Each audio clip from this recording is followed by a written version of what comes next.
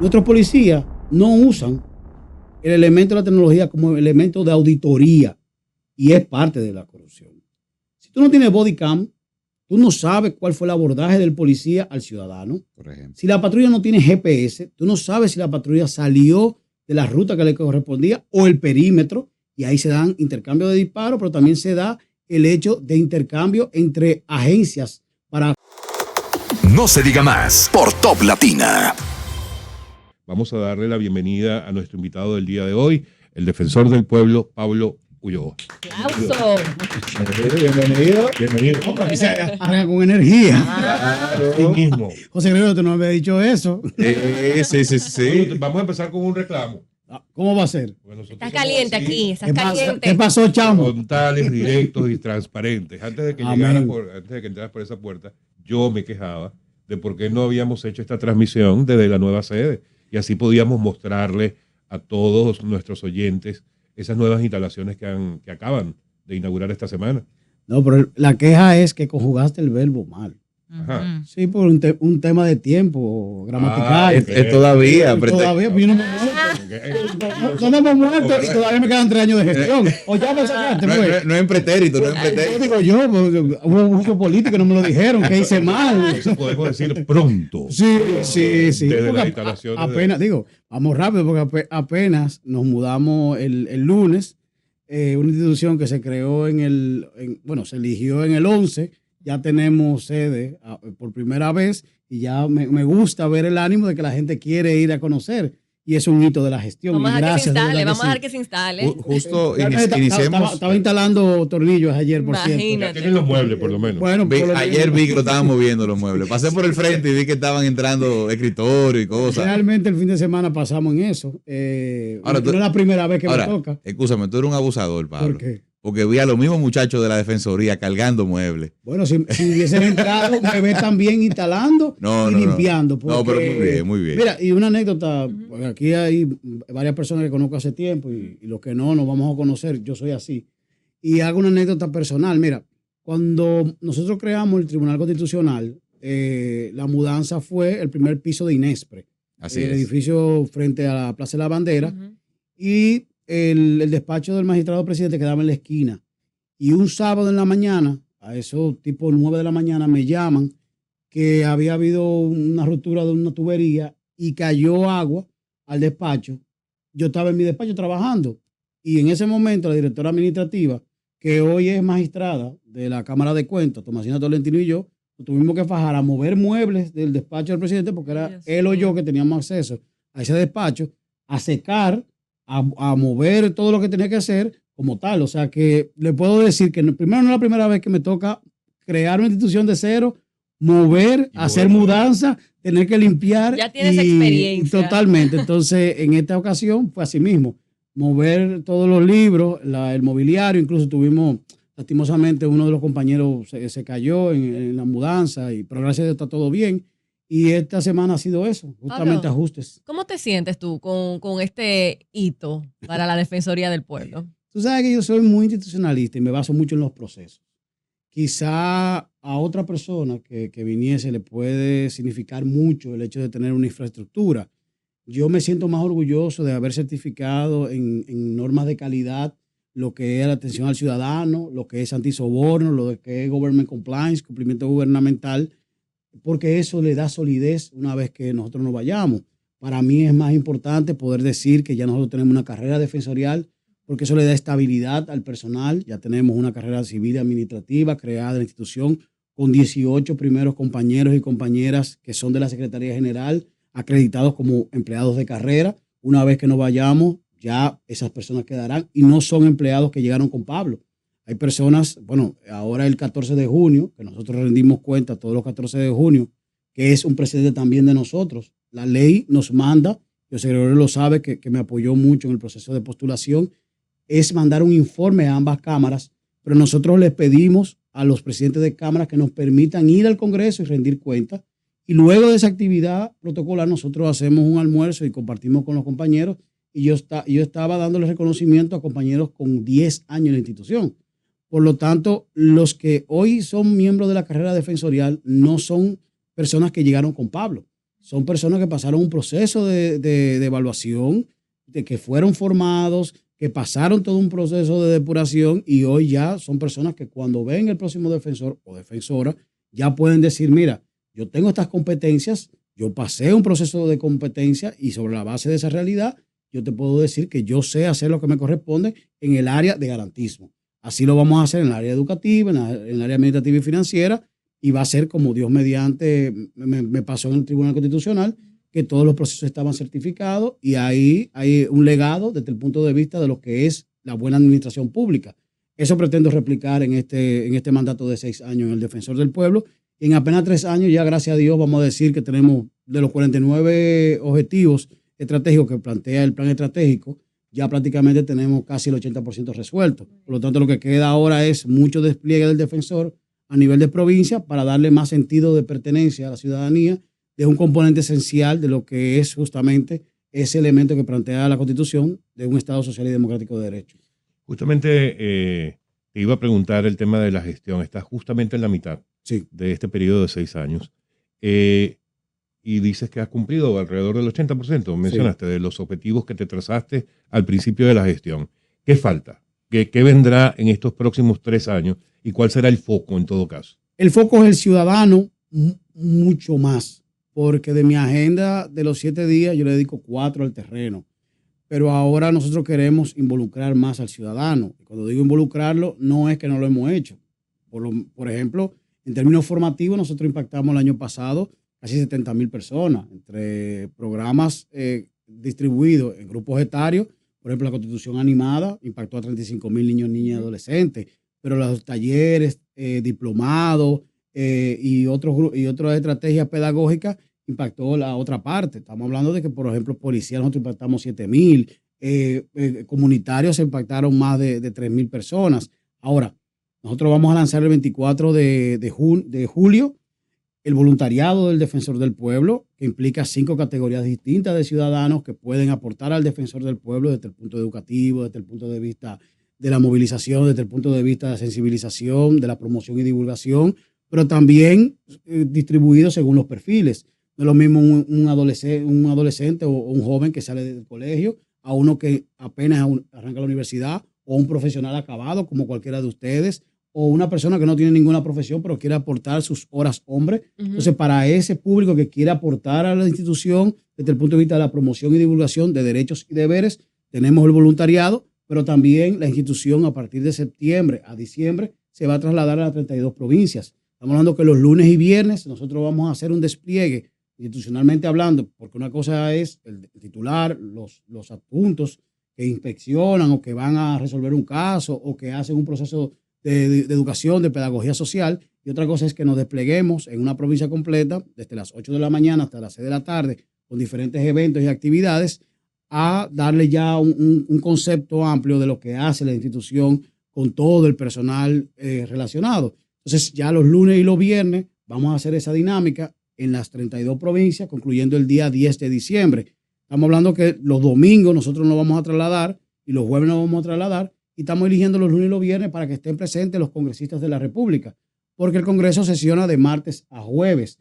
Normalmente la Cámara de Diputados y el Senado de la República son los días hábiles. Entonces queremos no solamente involucrar a los senadores y los diputados, sino también a los alcaldes. Por eso también vamos a hacer actividades en las escuelas, en las universidades, en las gobernaciones, en las alcaldías, pero también vamos a ver el tema de las mujeres emprendedoras, vamos a utilizar los parques públicos y hay una agenda muy interesante que hemos diseñado. Entonces ya este tramo del año es justamente la parte de participación ciudadana para el próximo año hacer esa ruta de los derechos, pero ya más focalizada bajo la característica de lo que nos enseñó el Informe Nacional de Derechos Humanos que presentamos en diciembre pasado con la presencia del nieto de Mandela, y en coherencia institucional. El día 17 y 18 de julio nosotros vamos a hacer el segundo Congreso Bienal del Defensor focalizado en seguridad social, porque nos dice el informe que es el derecho en República Dominicana más vulnerado y estamos convocando a todos los actores de la seguridad social. Ya se ha hecho un trabajo previo, vienen incluso expositores internacionales y todos los actores, desde los pacientes, las ARS, AFP, las clínicas privadas, el colegio médico, los ministros, los superintendentes, están siendo convocados bajo el principio de la neutralidad para que el defensor pueda tener relatoría y que nos sirva una vez se convoque la nueva legislatura para poder tener una posición en el Congreso a través de otras reformas que hicimos a lo interno, que es una unidad legislativa que creamos que nos permite tener debates en el Congreso. Entonces, fíjate, ya el enfoque concreto es el ciudadano, más despliegue, más cercanía, y a su vez, el año próximo podremos estar hablando de representaciones regionales, pero bajo una lógica distinta a lo que normalmente se hace. Por eso le decía, cuando hablábamos de la sede, yo no creo en infraestructura, yo creo en procesos. Abrir sede regional implica que tú tienes identificado cuáles son el tipo de conflictividad que existe en el territorio, cuáles son el tipo de casos que se generan, cuáles son el tipo de inacción del Estado, cuál es el tipo de la mala administración que se genera, para entonces saber el volumen por densidad poblacional, por características. Entonces ahí tú decir, bueno, si vamos a abrir 3 sedes regionales, ¿cuáles son esas provincias que pudieran agrupar la mayor cantidad de flujo? Y ahí yo puedo abrir una que me genere garantismo a través de la Secretaría General y los procesos que creamos con la nueva reforma organizacional y la parte educativa.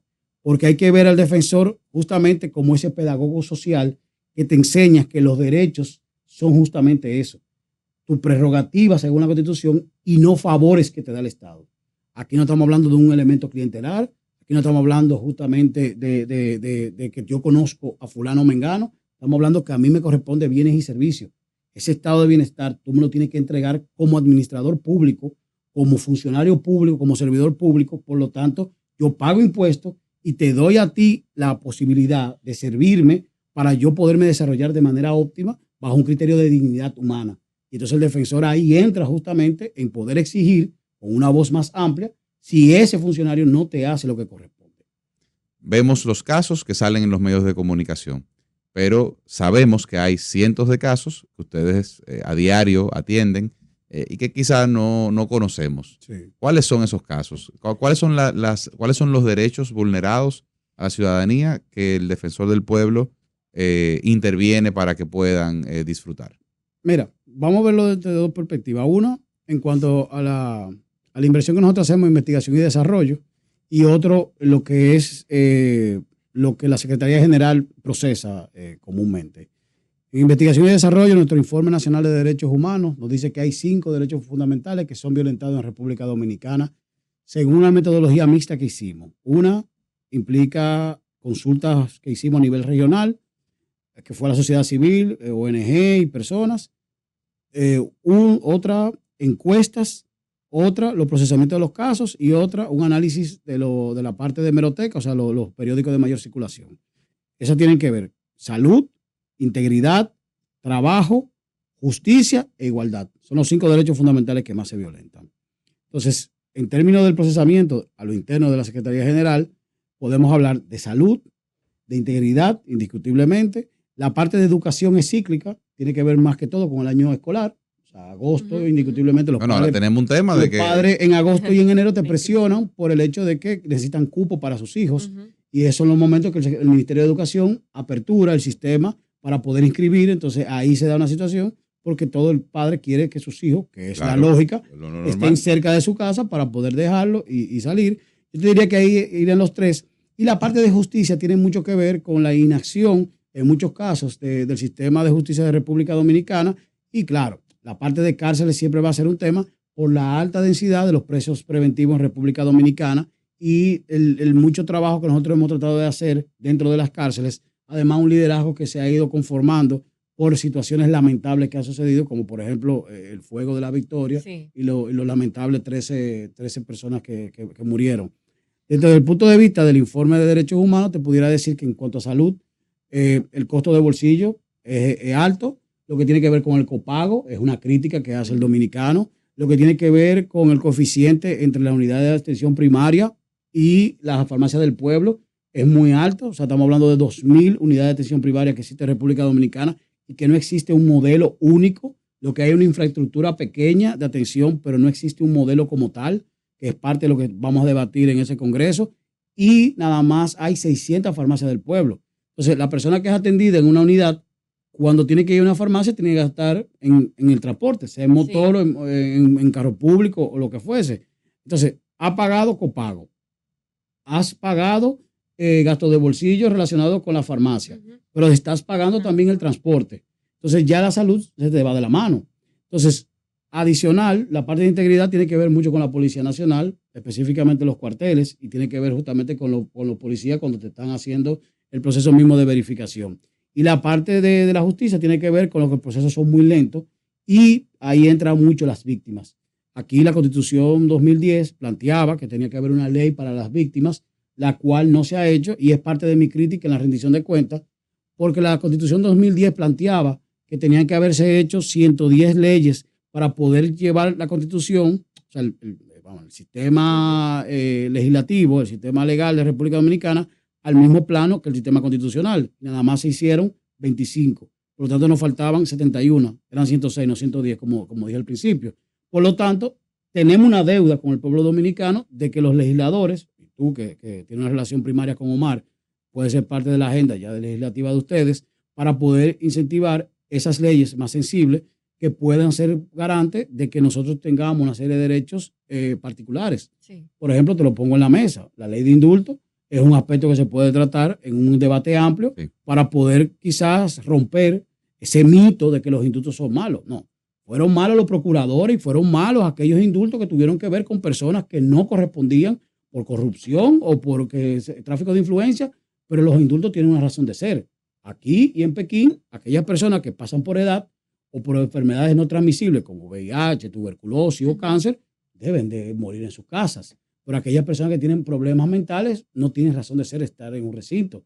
Entonces, sí se puede crear una comisión. Hay personas éticas en la sociedad dominicana que tienen código de honor. Y, por ejemplo, la comisión de cárceles, que está el magistrado Subero Isa, que estoy yo, y los decanos, tienen una razón de ser. Y ya dimos el visto bueno al Ministerio de Vivienda para que pueda adecuar la parra. Entonces, como eso, yo creo que hay adecuaciones que se pueden hacer para poner ejemplos. Pablo, estamos a punto de entrar ya estamos en el medio de un proceso de reformas, una cantidad de 12 reformas, que el presidente ha planteado ya como, ya es el momento, a pesar de que lo planteó en los primeros años de su gestión, ahora en esta segunda gestión lo ha trazado como objetivos fundamentales para él lograr su objetivo original de convertirse en un presidente reformador. Uh-huh. Es como él lo ha planteado. Y allí entra tema de reforma fiscal, reforma constitucional, reforma a la educación, a la salud, tema eléctrico, etcétera, etcétera. ¿Qué rol ha jugado o jugaría la Defensoría del Pueblo en todo ese proceso? Mira, yo creo que plantear un número de reformas bajo la premisa de lo que se planteó hace 4 años, creo que hay una extemporaneidad. Y te lo planteo de la siguiente manera. Hace 2 semanas, el presidente en la semanal planteó RD 2036, lo cual yo lo saludé y busqué la documentación, tanto lo conversé con el presidente, con el ministro de la Presidencia y con Peter Krabowski, el de competitividad, para poderme edificar, porque 2 semanas antes o 1 semana antes, yo había planteado en el discurso de rendición de cuentas el siguiente elemento, y ahí permítame ampliarlo, porque creo que la audiencia lo permite por su capacidad. Nuestra Constitución, en el artículo 241, genera lo que se conoció, o se conoce, porque existe, la Ley 112, que es la Estrategia Nacional de Desarrollo. O sea, una de las leyes que estaban pendientes y se produjeron, partía justamente de nuestra Constitución, y esa ley, esta Estrategia Nacional de Desarrollo, tenía 3 pactos. Por eso yo no hablo de reformas, yo hablo de pactos, porque hay 2 elementos esenciales en una democracia que se tienen que dar, y por eso quizá yo citaba a Adolfo Suárez, por el tema de la transición española, que es donde tenemos que focalizarnos ahora. Esas características son la confianza y el consenso. Y esos pactos son, según la ley 112, el pacto fiscal, que no se ha hecho por elementos eminentemente políticos que han sucedido continuamente. El pacto educativo, que está totalmente descontextualizado, lo cual es una crítica continua porque no se ha podido adaptar el 4% al real objetivo, que es la calidad de la educación y más que todo el real enfoque que tiene que ser los estudiantes. No ha sido posible y ya tenemos 1 década invirtiendo un 4%. Y el pacto eléctrico, que se firmó, pero ha sido infuncional porque no se ha querido asumir realmente, porque hay 2 meollos. El primer meollo es la facturación, se ha creado un fondo que ha sido continuo para tratar de que la facturación no afecte, pero siempre va a afectar porque realmente hay una gran cantidad de personas que no pagan la luz y los que pagan la luz tienen que pagar una alta facturación. Así es. Entonces vamos a sincerizarnos, porque ya tú eliminaste los circuitos 24 horas, por lo tanto nadie está incentivado a pagar, porque tú tienes luz. Entonces si tú no tienes el elemento básico que son los circuitos, tampoco tienes la preventa de la luz, como si existe, por ejemplo, en el este. Yo fui a ver el modelo, y perdónenme que lo diga, de una empresa privada, y ellos tienen, la gran mayoría, son prepagos, y estamos hablando que ellos tienen una cobranza de un 98%.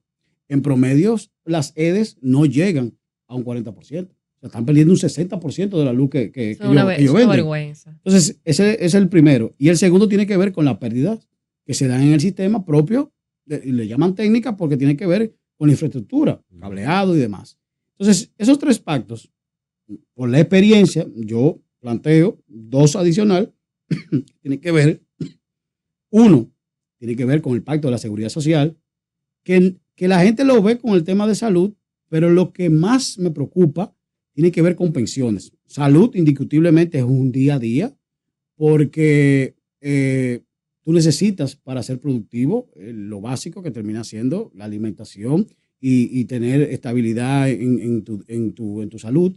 Pero el sistema de pensiones, las 360 cotizaciones van a vencer más o menos antes del 2030. ¿Qué pasa? Que tenemos la perspectiva de que nosotros vamos a recibir el 100% de lo que estamos cotizando como nuestro salario del día de hoy. Bueno, la ley dice que el 30%. ¿Qué vamos a hacer con esa conflictividad o esa convulsión social una vez empiecen a vencer esas 360 cotizaciones y la gente empieza a pensionarse? ¿Cómo vamos a manejar eso? Como pasó en Chile. Entonces, Y con salarios bajos. Porque la realidad es que tenemos salarios bajos en el país. Primero, lo cotizable promedio de 45,000 pesos. Segundo, que la informalidad de este país es un 60%. Por lo tanto, el sistema de por sí es crítica la situación y la fluctuación es muy amplia. Entonces, tú tienes unas altas expectativas con bajas posibilidades. Y al mismo tiempo, la limitación de dónde invertir los recursos que tú tienes como fondo de pensiones. Entonces, obviando esa parte, tienes el elemento relacionado con el quinto punto que tiene que ver, a su vez, con el mercado laboral. Por eso yo digo que no es un pacto laboral. Eso está muy bien, el código laboral es un tema. Yo no estoy hablando de cesantía. A mí esa discusión, para mí eso se puede resolver en un momento dado, porque al fin y al cabo, si tú garantizas los derechos, tú puedes hacer la raya que pasó en el 92. Y ahí está don Rafael Albuquerque y muchos actores que tuvieron que ver con la reforma. Ahora, el mercado laboral de República Dominicana tiene un real desfase, porque tú estás formando, pero no para el empleo. Entonces, tú tienes un sistema nacional de cualificaciones que existe, una ley, tienes un Infotep que ha sido exitoso, pero tiene un ministerio de universidades que aquí se llama MESIT, pero tiene un ministerio de educación que tiene a su vez lo técnico profesional, pero tienes un mercado laboral que está pidiendo una serie de estudiantes, en este caso profesionales, y tienes un ITLA y tienes un community college, pero cuando tú lo ves en un todo, tú tienes un grupo de muchachos que no estudian porque el sistema no le ofrece nada y tienes un grupo de muchachos que están pensando en irse fuera porque no existe ningún tipo de oportunidad. Entonces, ¿qué tú vas a hacer? Porque al fin y al cabo todo el mundo dice, bueno, vamos al nearshoring, pero cuando tú ves el nearshoring, tú necesitas una serie de elementos, por lo menos 5, para poder hacer la economía de República Dominicana totalmente atractiva, pero al mismo tiempo internamente generar esa competitividad para que el muchacho pueda insertarse y poder recibir mayores ingresos y que piense en quedarse en el país y no hacer una exportación de cerebro. Entonces, con esos 5 pactos, podemos pensar en una República Dominicana distinta. Y es justamente lo que yo discutía cuando estaba planteando en la rendición de cuentas. Por lo tanto, yo siempre voy a saludar los pactos. El rol del defensor, y está, por ejemplo, en la mediación con el Ministerio de Educación y la ADP, indiscutiblemente, siempre que sea consenso, siempre que sea mediación, siempre que sea articulación, y por eso citaba a don Agripino, por eso siempre he hablado de don Miguel Coco, son actores que han servido a la democracia desde una perspectiva de poder generar confianza. Y yo creo que el defensor ha jugado estos 3 años una magistratura moral que permite que actores se puedan abrir, puedan confiar, y es parte del behind the scenes que se tienen que dar en las democracias. Pablo, ahorita mencionaste el tema de las cárceles. Para nadie es un secreto la situación de hacinamiento en muchos recintos de nuestro país. Y en ese sentido me gustaría saber qué opinas de la creación del Ministerio de Justicia. Nosotros dimos una opinión por escrita, el consultor jurídico del Poder Ejecutivo nos visitó en su momento. Siempre hemos creído que si vamos a trabajar sobre la base de poder dividir funciones, podemos hablar de una Fiscalía General, como pasa el caso de Colombia. Si quiere ver análisis comparado, lo podemos plantear acá. Colombia tiene un ministerio, una Fiscalía General y tiene a su vez una Procuraduría General que puede ser el Ministerio Público. Ahora, el Ministerio de Justicia puede asumir justamente las cárceles. El INASIF puede quedarse dentro de la Fiscalía General, en este caso el Ministerio Público, por un tema de las pruebas, parte de, pero el INASIF tiene que trabajar como defensa pública, con un consejo, tiene que tener los recursos necesarios, porque uno de los problemas que tiene el abogado y las víctimas, te lo digo porque incluso hace como 2 semanas me visitaba una señora, una viuda, que su esposo había sido asesinado por una riña, y ella lo que estaba pidiendo era que el DICAT entregara el análisis y el INASIF entregara los resultados. O sea, no se había conocido por algo básico. Entonces, el defensor lo que introdujo fue justamente lo que era lo propio para poder conocer el caso. Entonces, fíjate cómo el sector justicia uno lo ve como algo grande y es particularidades que no pasan en los plazos que debieran de pasar. Entonces, siempre y cuando nosotros podamos definir funciones y las instituciones que sean parte de reciban los fondos que correspondan para, no hay problema. Ahora, crear instituciones por crear instituciones no tenemos nada. Mira, en República Dominicana hay 2 instituciones que tienen que ver con defensa de derechos. Desde los prousuarios hasta los elementos adicionales que pudieran aparecer en los ministerios, el defensor y muchísimas más. Si tú analizas que la Lotería Nacional tiene más presupuesto que el Defensor del Pueblo, tú estás diciendo el Estado Dominicano, el Estado Dominicano incentiva más el juego de azar que la defensa de los derechos. Y las unidades de atención también del mismo Ministerio Público que están por todo el país. Entonces, cuando tú analizas la realidad... Algo que no debería existir. ¡Ay, Dios! Entonces, para que entendamos un poco la lógica de lo que termina siendo el presupuesto, que partiendo de él, es la lógica de intervención de un Estado. Entonces, siempre y cuando, y se lo planteaba al consultor jurídico, y te lo planteo y lo planteo públicamente, el Ministerio de Justicia tiene razón de ser cuando ya vamos a dividir funciones, pero los fondos van a ir dirigidos a poder mitigar males que han venido sucediendo.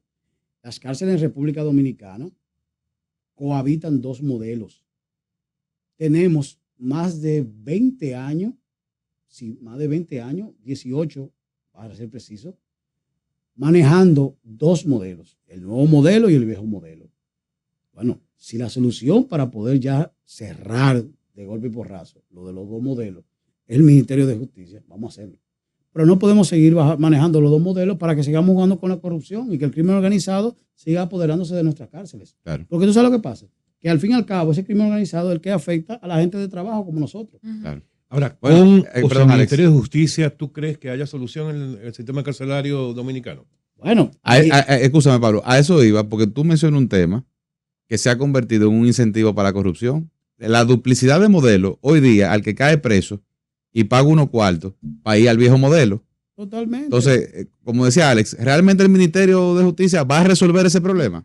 Mira, yo lo pongo claro. Yo los otros días estaba en una de las fortalezas.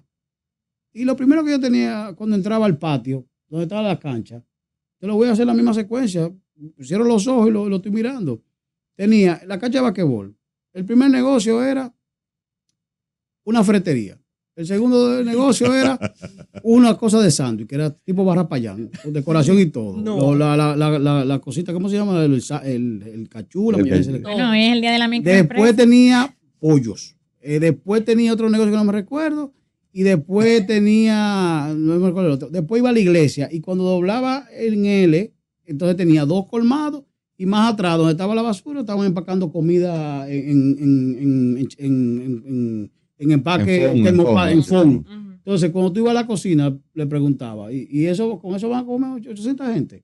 No, pero que allá afuera venden comida. ¿Qué estaban haciendo? Por eso yo le pregunté. Guineíto en una olla y del otro lado estaban haciendo sardinas. Entonces, vamos, eso es corrupción al fin y al cabo. Claro. Pero aunque sea por omisión. No, pero esa es la cohabitación del viejo modelo. Entonces, vamos, bajo esa lógica, eso es escalable. ¿Ese dinero dónde va? Entonces no vayamos a hacernos los suecos, esa es la realidad. Entonces el problema es que cuando tú lo asumes como parte de tu discurso y tú lo dices en la sociedad, tú terminas siendo el malo. Pero ese es el rol del defensor del pueblo. Claro. Entonces el problema termina siendo cuando tú pones el dedo en la llaga. Entonces te ven como vamos, un elemento distinto, pero es que yo no puedo ser parte del sistema. Y Claro, yo no vengo es justamente posible. Por diseño medio, no debe ser. por diseño no lo puedo ser y por código de honor no lo puedo ser. Porque todo el que me conoce sabe que yo no puedo caer en ese tipo de trampa. Claro. Así es. Pablo, nos queda muy poco tiempo. Y que me excusen mis compañeros, pero yo tengo 2 preguntas que hacerte. Y no sé si te va a dar el tiempo para respondérmela. Una es que me gustaría saber... Deja si una has Alex hecho para el la- programa especial que vamos a ir allá. No, a ver, no, ese nos invita No, porque cuando... Exacto. Ay, Hale 3. Allá hay mi información. Oye, hale 3. 2 que responda aquí y una que no la responda allá. No, vamos con Allá las dos de una allá está el vez. secretario general que habla muy bien, lo de Augusto. Están los directores, muchísima gente. Pablo, ¿has tenido oportunidad de supervisar, a lo mejor la palabra no es supervisar, de observar el proceso de reforma policial y hacia dónde está yendo ese tema? Esa es una pregunta que me interesa que nos respondas. Pero por la otra parte, yo quiero saber tu opinión sobre el caso El Salvador, que todos sabemos, ¿no? Cómo Bukele ha manejado o está manejando el tema de las pandillas. Mira, la reforma de la policía, para ponerle en perspectiva a todo el que nos escucha, una cosa es la parte salarial, que está muy bien. Indiscutiblemente el salario es parte de la necesidad básica del ser humano. Pero todo el mundo sabe que cuando tú adquieres un salario, al mes próximo tú necesitas más. La formación es consustancial y por eso basar la formación en el manual de uso de fuerza es esencial en cualquier policía. El mes pasado yo estaba en Naciones Unidas dando una conferencia y pude hacer una visita al comandante de la Policía Nacional a la Policía de Nueva York gracias al senador Sepúlveda. Ahora, ¿dónde está uno de los puntos esenciales de esta reforma que no ha sido posible? Es en el uso de la tecnología, y lo pongo de la siguiente manera para que no nos veamos que estamos hablando de la NASA. Nuestros policías no usan el elemento de la tecnología como elemento de auditoría y es parte de la corrupción. Si tú no tienes body cam, tú no sabes cuál fue el abordaje del policía al ciudadano. Por ejemplo. Si la patrulla no tiene GPS, tú no sabes si la patrulla salió de la ruta que le correspondía o el perímetro, y ahí se dan intercambios de disparos, pero también se da el hecho de intercambio entre agencias. ¿Para qué? Para la droga o para poder hacer el elemento del crimen organizado. Si tú no tienes dentro de la patrulla una cámara para poder ver justamente qué fue lo que sucedió, pero si la patrulla no tiene una computadora con un lector que tú puedas ver si realmente se abordó al ciudadano con la cámara del body cam, si la patrulla tiene una cámara, tú viste si lo abordaron y el lector tiene registrado la cédula, tú no puedes hacer una auditoría de cuál fue el suceso real y efectivamente tiene que llevar a la grabación que hizo un ciudadano o una ciudadana o una cámara perimetral. Entonces, si tú no tienes esos 4 elementos y el quinto, que hasta en Nueva York, que es el parámetro que nosotros tomamos, lo utilizan y me pasa en Europa cuando he visto los casos, que es la bitácora, la libreta, donde el policía registra lo que pasa en su día a día. Esos 5 elementos son esenciales para tu auditar. Cuando la parte interna de la policía quiere registrar todo lo que pasa, porque pasa un suceso con un ciudadano, sea un intercambio o lo que fuese, ¿qué tiene que hacer? Es tratar de buscar camaritas que aparezcan. Es lo que pasó con el Banco Popular. O sea, es una señora que tiene una guardería que dice, pero ese es fulano, y entonces tratan de buscar una cámara. No, eso tiene que estar en las patrullas. Eso tiene que estar justamente en el cuerpo del policía, y eso no es mucho dinero. Eso es justamente poder interconectar la policía en un elemento central y cada unidad tenga que tener un registro con GPS, porque lo mismo, el consumo de combustible se presta para corrupción. ¿Pero por qué se da? Porque muy probablemente se pararon un tiempo y ahí sacan combustible. Si se desvían de ruta, gastan combustible. Entonces hay elementos para tu auditar, pero tienes que utilizar tecnología. Entonces no es poner tecnología porque tienes que tener una Mac. Tienes que tener lo que tú necesitas. Un GPS, ¿cuánto cuesta? $1. 50 centavos de dólar. ¿Cuánto cuesta un body cam? $15. ¿Cuánto cuesta una cámara para poner una cosa? $35. El taser, por ejemplo, en Puerto Rico. Yo quiero que tú veas cómo están uniformados los policías reformadores, como ellos se llaman. Nosotros tenemos un senador dominicano que tiene 30 años viviendo en Puerto Rico, que fue policía reformador, y él te hace la historia. Y el jefe de la policía fue compañero de Puerto Rico, fue compañero de este senador y me hacen las historias. Y es lo mismo. Ahora, la reforma ya tiene 12 años y ellos están pidiendo recursos adicionales de Estados Unidos para durar 15 o 20 años. Eso te iba a decir que también todas las mafias que había allá adentro, Claro. no puede ser tampoco de un día para otro. Pero fíjate, como te digo, es auditar. Yo no te estoy hablando que tiene que ser de golpe y porrazo. Ahora, lo que está sucediendo ahora, ¿cómo tú lo puedes analizar? Si tú ni siquiera tienes el elemento básico que son las unidades móviles. Porque pasan situaciones en los destacamentos, sí, indiscutiblemente. Vejaciones, sí, indiscutiblemente. Pero el mayor altercado con el ciudadano pasa es en la calle. Por lo tanto, tu indicador de conflictividad de la Policía Nacional está en las patrullas. Claro. Y es un elemento básico. Y de cómo se aborda la acción. Y el abordaje está descrito. Tiro. Oye, Sí. y el abordaje está descrito en el manual de uso de fuerza. Entonces, si tú tienes la patrulla, tiene el ciudadano, tiene el policía y tiene el manual de uso de fuerza, eso en cualquier proceso, y te lo digo como gerente, es un proceso que tú puedes auditar. Entonces, cayendo en El Salvador, yo estuve en El Salvador, porque en el caso en primera persona, Pablo Ulloa, fui electo presidente de la Federación Iberoamericana de Ombudsman, por mis iguales me eligieron, por eso lo digo en primera persona, no fue el defensor de la República Dominicana, y perdóname que lo diga así, trato de ser en ese sentido muy medido. Y vi la realidad en las elecciones, porque me pidieron que fuera para eso, y fui y vi la cárcel. Mira, prácticamente el 10% de los presos, se estima, 10% de los presos en la cárcel de 50.000 presos, son presos por omisión. Y tú lo entiendes porque tú eres venezolano. Allá ustedes tienen el delito de omisión.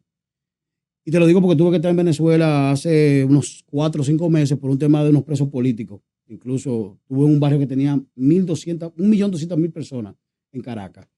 Ese rol de omisión, ese rol de omisión hace que si tú no llamas y dices que hay alguien de la Mara, tú caes preso.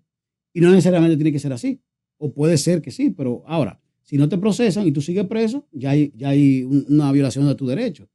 Además, ellos hicieron una reforma del Ministerio Público, del sector justicia, que el Ministerio Público todavía no está a la par, y hay unos 8 o 9 meses que la gran mayoría de estos muchachos, o estos delincuentes, si se quieren poner, no se le ha presentado el expediente. Por lo tanto, hay una mora muy alta en los expedientes. Entonces, tú me dirás, bueno, ¿hay seguridad? Indiscutiblemente. Yo incluso me monté con un tipo que había sido del ejército cuando fui a la tumba de Monseñor Arnulfo Romero. Claro. Pero ¿a qué costo? Entonces, ahora entra una etapa El Salvador que hay que poner los ojos porque ellos ya necesitan tener empleo, tener comida y demás. Y esa es la parte que entiendo que tiene un gran riesgo el presidente Bukele, que va a tener que enfrentar, porque ya tiene seguridad. Todo el mundo te dice que ya no aparece en cabeza, que no aparece en brazos, no aparece en piernas en sus calles, pero ya entra otra etapa.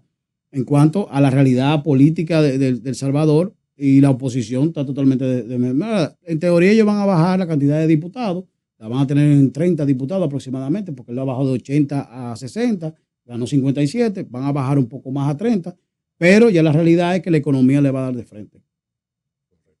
Pablo, gracias por estar con nosotros.